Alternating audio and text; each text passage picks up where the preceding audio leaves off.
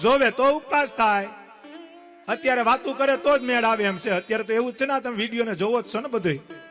તેથી સાધુ ખાલી હાડીનો કટકો જોઈ જતા ને તોય નકડો ઉપવાસ કરે કે અમારેથી હાડી જોવાઈ ગઈ. હું જોવાઈ ગઈ ને? અત્યારે તો ઓટે બેઠા હોય. અમે તો ઘણા મંદિરમાં દર્શન કરવા જાય તો ઓટે બેઠા હોય. આ કેના ઘર ના લાગે છે ને? આવું બનેલું છે, જોઈએ છીએ. આજે તમે હું અમુક મંદિર નું તમે મને કહેજો, હું તમને કહું તમે ત્યાં જાઓ તો ઓટે બેઠા હોય બેહાય. આ સ્વામિનારાયણ ભગવાનની મર્યાદા નથી. આ વિડીયો આવે છે ને, કરે છે વિમુખ અને ડાઘ લાગે છે મૂળ સંપ્રદાયને. કેને કરે છે વિમુખ અને ડાઘ લાગે મૂળ સંપ્રદાયને. શંકર ભગવાન એક ભગતના દર્શન કરવા ગયા, શંકર ભગવાન રાજી થયા. ઈ વિડીયો વિમુખ નો હતો. મૂળ સંપ્રદાયને માનેલો હોય ઈ કોઈ દી શંકર ભગવાનનું અપમાન ન કરે. સ્વામિનારાયણ ભગવાનને એક વખત હાથો જમાડ્યો. સ્વામિનારાયણ ભગવાને જેવો થાળ રાધા રમણ દેવનો, એવો સિદ્ધેશ્વર મહાદેવનો થાળ આજે જુનાગઢમાં થાય છે. મૂળ સંપ્રદાયનો હરિભગત હોય કે મૂળ સંપ્રદાયને માનનારો સાધુ હોય, ઈ કોઈ દી કોઈ દેવની નિંદા ન કરે. શિક્ષાપત્રીમાં મહારાજે લખ્યું, શિવ, ગણપતિ, પાર્વતી, સૂર્ય અને વિષ્ણુને પૂજ્યપણે કરીને માનવા. જેને કલ્યાણ જોતું છે, મોક્ષ જોતો છે ને શિક્ષાપત્રી પ્રમાણે જ વર્તવું પડે.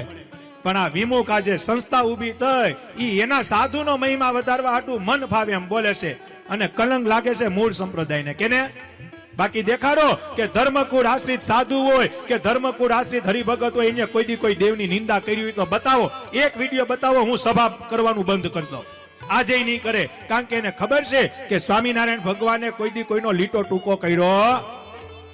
આ તો સર્વોપરી ભગવાન છે, એને કોઈ દી કોઈનો લીટો ટૂંકો નથી કર્યો. હું ને તમે નીકળાશી.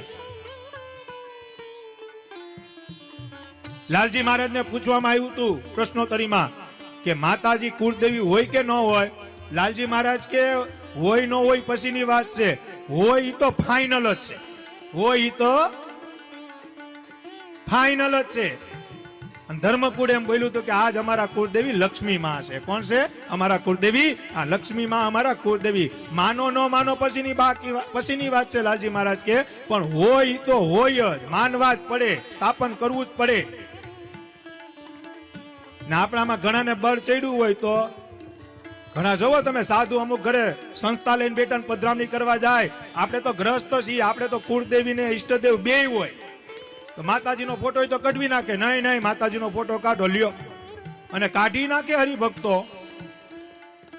હવે અમે ઘણા ઘર જોયા છે, આપણે ઘણા ઘરે જાય ને કે તમારે કુળદેવીનો ફોટો તો ઓલા સાધુ આવ્યા હતા ને એને કઢવી નાખો. મેં તમે કાઢ નાખ્યો, મને કે હા ઈ કે હાસુ લે, ઈ કે હાસુ જ ને. આવું હોય તો પાર્વતી માં ઈ કોણ? તો મહારાજને ખબર જ હતી ને બધી. પાર્વતી એટલે શક્તિનું સ્વરૂપ, એના 52 ટુકડા પડ્યા, ઈ જ શક્તિ. પછી તમે બાલવી કયો, હિંગળાજ કયો, ભવાની કયો, બહુચર કયો, મહાકાળી કયો, સરસ્વતી કયો કે લક્ષ્મી કયો, આ શક્તિના ટુકડા પડ્યા ક્યાંથી? શિવપુરાણની કથા છે ને, બધી કથા આપણે સાંભળેલી જ છે ને. હવે આડાહવડી વાતોમાં કોઈ જાતા નહીં.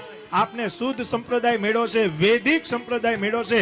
શિક્ષાપત્રીમાં જોઈ લેવું, આખા બધાય સવાલનો જવાબ ભગવાન સ્વામિનારાયણે શિક્ષાપત્રીમાં મૂક્યો છે. બીજા કોઈને ગોતવાની જ જરૂર નથી. આપણે ખોટા આપણે મંડાણા છીએ.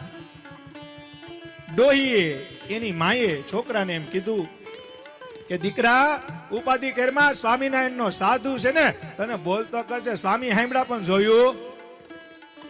એટલે બાઈને એમ થયું કે સ્વામી ઓછું સાંભળતા લાગે. એટલે છોકરાનો હાથ પકડીને બાઈ બોલી, દીકરા ઉપાધિ કરમાં, આ સ્વામિનારાયણ ના મોટા સાધુ છે, તને બોલતા કર દે. હું કીધું? અને સ્વામી